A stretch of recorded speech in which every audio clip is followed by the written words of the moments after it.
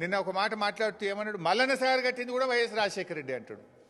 హరే రామచంద్ర, 2008, 2009 అదొకసారి వీడియో చూపిపోయి మళ్ళీ ఎందుకైనా మంచిది. మీరు ఎవరైనా చూసిండ్రో లేదో చూసిండ్రా, మళ్ళొకసారి మీకు క్లారిటీ.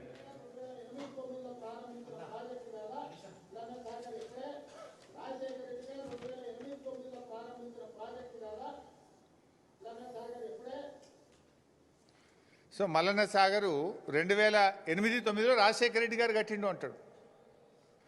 యాక్చువల్గా ఆనాటి ప్రాణహిత చేవెళ్ళలో ఇది ఉందా, ప్రాణహిత చేవెళ్ళది ఇది ప్లాన్ యాక్చువల్గా. ఆ రోజు ఇందులో ఎక్కడైనా మల్లన్న సాగర్ ఉందా?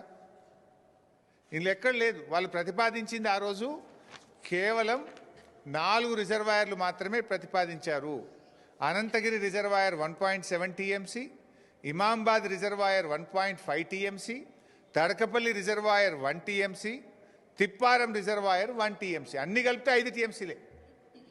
ఆనాడు 5 టీఎంసీలు మాత్రమే ప్రతిపాదించారు. మల్లన్న సాగర్ అనే ప్రతిపాదనే లేదు ఆ రోజు. ముఖ్యమంత్రి గారు ఒకసారి డిపిఆర్ తెప్పించుకొని చూడు, ప్రాణహిత చేవెళ్ళ డిపిఆర్ ఉంటుంది కదా ఆఫీస్లో. ఆ రోజు మల్లన్న సాగర్ ఉందా? మల్లన్న సాగర్ అసలు ఉందా? ఆ రోజు పెట్టిన రిజర్వాయర్లే 4, అన్ని కలిపితే 5 టీఎంసీలే వాటి కెపాసిటీ. ఆ రోజు కేంద్ర ప్రభుత్వానికి 2008లో మీరు డిపిఆర్ పంపితే 2012లో సిడబ్ల్యూసి డిపిఆర్ను తిప్పి పంపింది.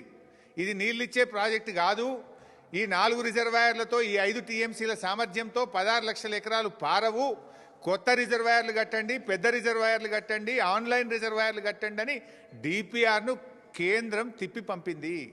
సెంట్రల్ వాటర్ కమిషన్ రిజెక్ట్ చేసింది. నువ్వు ఈరోజు నిస్సిగ్గుగా మల్లన్న సాగర్ రాజశేఖర రెడ్డి గారే కట్టినరు అంటివి.